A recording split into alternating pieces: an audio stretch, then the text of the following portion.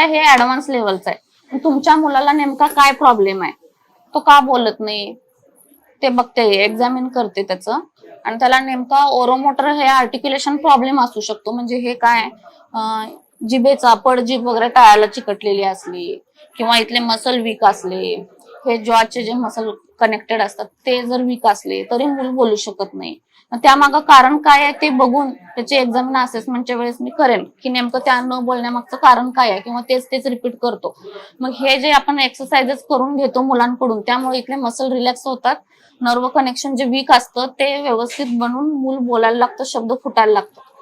ही T tube वगैरे असते. हा बघा व्हायब्रेटिंग ब्रश आहे, बघा हातात घेऊन, ह्याला व्हायब्रेशन असतात. हे मुलाच्या गालावरून बाहेरून फिरवायचे, आतून फिरवायचे. हा सॉफ्ट ब्रश असतो, पण आतून पूर्ण असे मसाज करून घेऊ शकतो आपण त्या मुलाचे.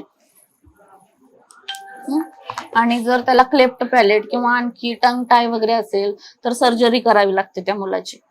त्यामुळे पण शब्द फुटत नसतात. नेमका त्याच्यात ओरल आर्टिक्युलेशन प्रॉब्लेम आहे का अदर कुठला प्रॉब्लेम आहे, मी असेसमेंटच्या वेळेस चेक करून बघणार. सगळंच कळतं, सगळं पूर्ण टॉप टू बॉटम त्या मुलाचं. म्हणजे फिजिकली काय वीक आहे तो मुलगा, मेंटली कसा वागतो, का कारण काय त्याच्या मागची, ते सगळं मी तुम्हाला तेव्हा सांगेन, एक्सप्लेन करेन की 8 सेन्सरी सिस्टीम आहे, त्याच्याशी रिलेटेड कुठला प्रॉब्लेम आहे, सगळं ऑटिझमशी रिलेटेड त्याला किती % प्रॉब्लेम आहेत, काय लेवल आहे, माइल्ड आहे का, मॉडरेट आहे का, सिव्हिअर आहे, आणि किती % ऑटिझम प्रेझेंट आहे त्याच्यामध्ये, ते सगळं सांगू शकते. स्पीचशी रिलेटेड काय प्रॉब्लेम आहेत, बिहेवियरशी रिलेटेड काय प्रॉब्लेम आहेत, सेन्सरी जे इश्यू आहेत त्याच्याशी रिलेटेड काय प्रॉब्लेम आहेत.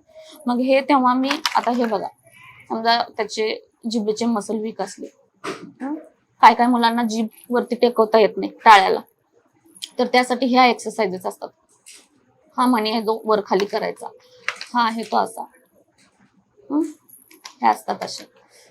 हे जे आहे हे आता आपण चू करायला देतो, म्हणजे जे आतले जे इनर मसल आहेत ते स्ट्रॉंग होण्यासाठी आणि ते मूल बोलावं म्हणून. हे पण अशी ज्यांची वळत नसेल जीभ त्यासाठी असतात असे.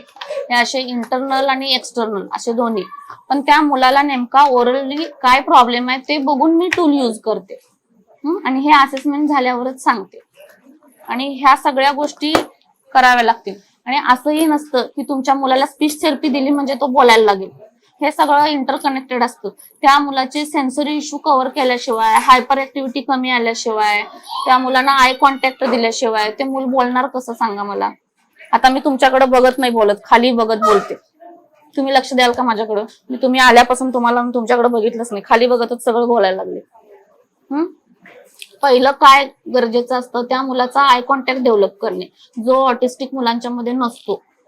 मग आपण त्या मुलाचा आय कॉन्टॅक्ट डेव्हलप करण्यासाठी वेगळ्या वेगळ्या ऍक्टिव्हिटी असतात, त्या आपण एडीएल स्किल मध्ये घेतो, ऑक्युपेशनल थेरपी मध्ये करून घेतो. त्या मुलाच्या कॉन्सन्ट्रेशन लेवल त्या मुलांना एकदम कमी असतं, ही मुलं बसत नाहीत, सिटिंग स्पॅन कमी असतो त्या मुलांचा. तर ते सगळं आपण थेरपीमध्ये कव्हर करतो.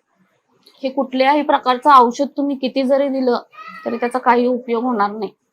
वयानुसार थोडं एखादा सिम्पटम थोड्या % कमी आला तर येऊ शकतो एखादा, पण बाकीचे सिम्पटम खूप वाढत जाऊ शकतात. थेरपी हाच ऑटिझमचा इलाज आहे. औषधं तुम्ही केव्हा देऊ शकता, अजिबात औषधांचा रोल नाही असं म्हणत नाही मी. एक 10 ते 20% औषधांचा रोल असतो आणि 10% डाएटचा पण रोल असतो. डाएट पण त्याचं मेंटेन ठेवलं पाहिजे. एक 30% आपण डाएट आणि मेडिसिनवर ठेवायचं असतं, पण 70 ते 75% हा रोल थेरपीचाच असतो. थेरपीनं ही मुलं पूर्ण कव्हर होतात. आणि तुमच्या मुलाला औषधाची गरज आहे का ते मी त्याची असेसमेंट केल्यानंतर सांगणार.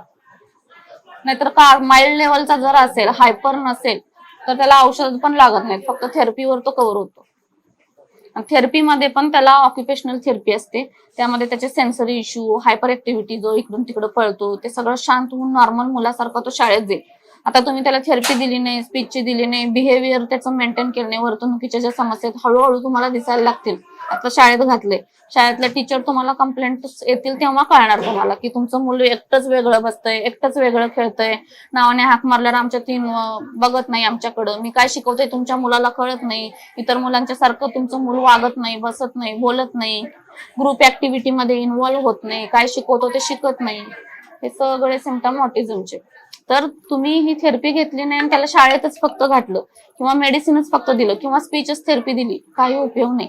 हे सगळं त्याला द्यायला पाहिजे. स्पीच द्यायला पाहिजे, ऑक्युपेशनल द्यायला पाहिजे, बिहेवियर द्यायला पाहिजे, मग तो बाहेर पडेल. तुम्ही ट्रेनने येऊ शकता किंवा बसने येऊ शकता.